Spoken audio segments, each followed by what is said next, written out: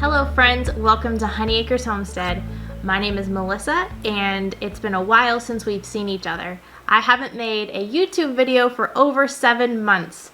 This wasn't really a planned break, and it actually started with an accidental literal break when both the lens to my camera as well as the screen to my laptop broke within the same week. So I wasn't able to record or edit videos for a while, and that short break turned into a longer break as I just got out of the habit of making videos and keeping my YouTube channel up to date.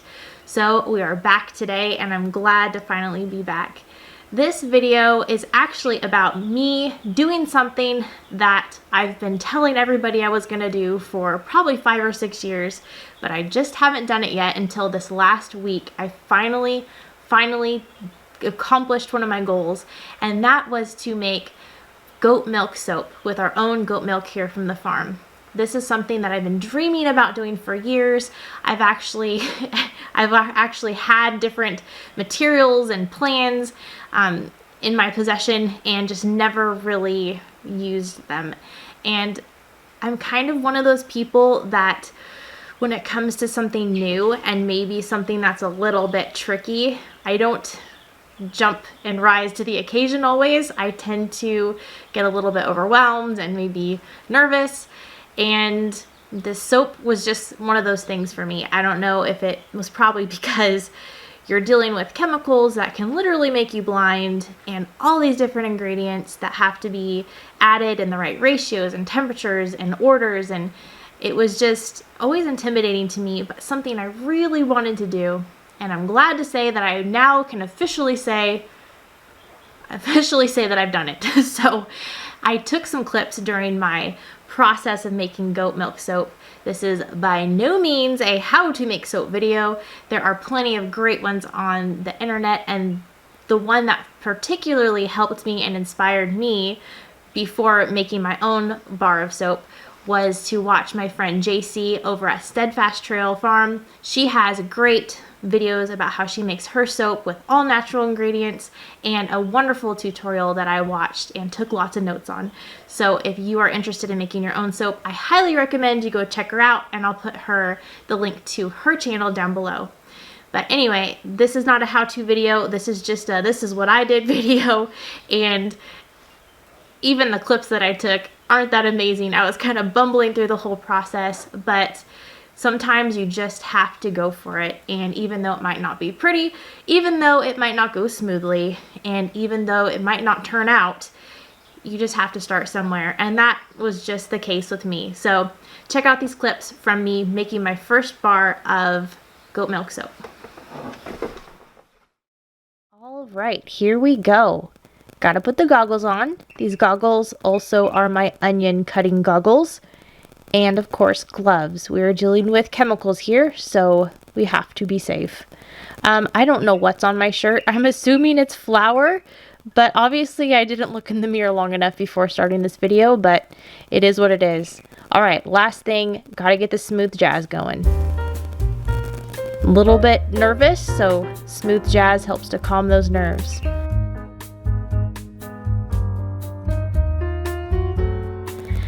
First, I'm measuring out my essential oils. The essential oils I chose for my first soap were sweet orange, lavender, geranium, and cedarwood. This was a really refreshing scent, these essential oils combined together, and my goal was to make a really good facial soap, just something kind of bright and cheery smelling. This here is activated charcoal. It's excellent for your skin, helps to draw out toxins. This is a type of clay that's also good for your skin, and I'm hoping it will give it a nice golden tint. And also I added calendula powder, which is a wonderful little flower that has been transformed into a powder form, so I can add it to my soap. My goal here is to make a striped soap, kind of reminiscent of a honeybee pattern. So I have the black charcoal for the black stripes, and then the clay and the calendula powder for the gold stripes. So that's the grand plan here. My oils are I'm adding coconut oil and cocoa butter.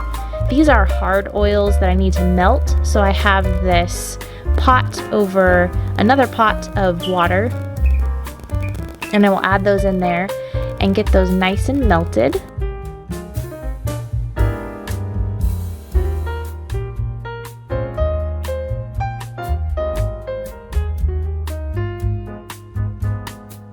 The cocoa butter smells like chocolate.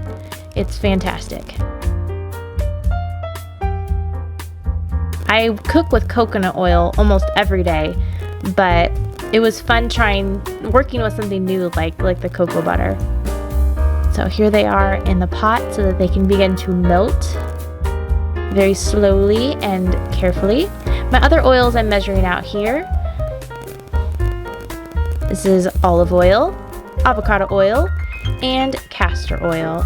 And the secret ingredient is honey from our very own honeybee hives that we harvested at sometime in August. It was fun being able to incorporate not only the goat milk but also the honey into this first batch of soap that I was making.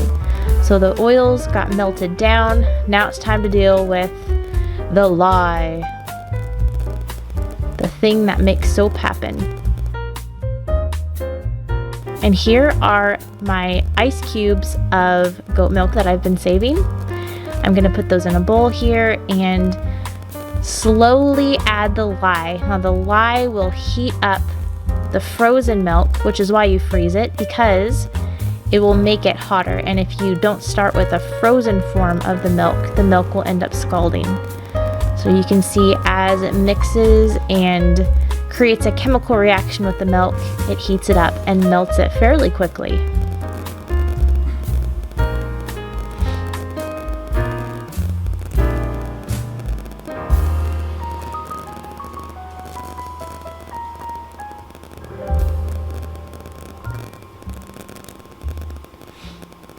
All right, here I have all my oils in the bowl there, and I'm adding my milk and lye mixture. At this point, this is where things start to take a turn for the worst. Everything had been going pretty smoothly, but I realized that my thermometer was not working properly.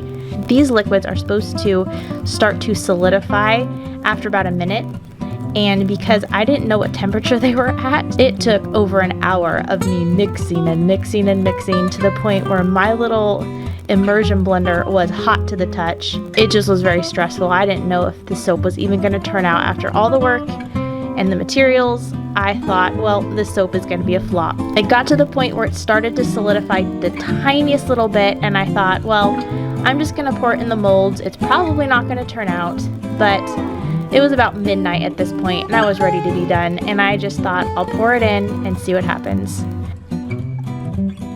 This is about 24 hours later, and lo and behold, it feels solid. It actually might have turned into soap. It still could have problems in the middle of the soap though. Just because it's hard on the outside doesn't mean it doesn't have problems in the middle of the soap. So I'm very anxious to cut into it and see what does it look like in the middle. So far, it looks pretty good.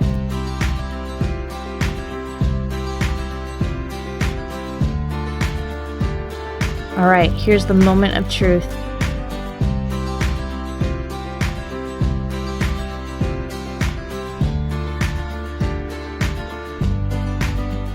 Look at that. It is actually soap. It worked. I was very, very excited. The recipe that I made a double batch, so I had 2 big blocks of soap to cut, and both turned out pretty good. It did not turn out with solid stripes like I had envisioned, but that was because the soap was a little bit too liquid when I poured it into the molds. But I still think this little sloshy, swirly look is pretty neat. And final touch. And there you have it, my very first bars of goat milk soap using our own goat milk and our own honey from our farm. All right, so here it is, my first attempt at making goat milk soap. And as you can see, it actually does look like soap, even though there were some major hiccups along the way. It actually turned out, and I was so happy and so relieved to see that it actually did. Now that I've made my first batch and I pretty much know what went wrong, I need to buy a new thermometer. I am excited to try it again, and there's infinite possibilities of things you can do with soap. I would like to challenge you to try something that maybe you've been meaning to do. Winter is a fantastic time to try something new, as long as it's in the house, of course, because you might be limited with weather. But when you're in the house, you can learn to make things, crafts, cooking. Try something new that you've been meaning to try and just haven't had the time, or maybe you were a little bit nervous like me. Go ahead and give it a shot, especially if it's something that you think is worthwhile. This represents something that I can take from our homestead and from our hard work with our goats, with our bees, turn it into something that I can sell, something that's good, something that's wholesome, something that's functional, and something that people want. So this is something that I can do to help support our homestead, to help feed those goats, because they sure do eat a lot, and a great way to interact with the people around me as I maybe take this to a farmer's market and get to know people. So there are so many great things that we can learn to do. This has been one of them for me, and I encourage you this winter maybe to try something new yourself. Thank you for checking out this video from Honey Acres Homestead, and I hope to see you again real soon.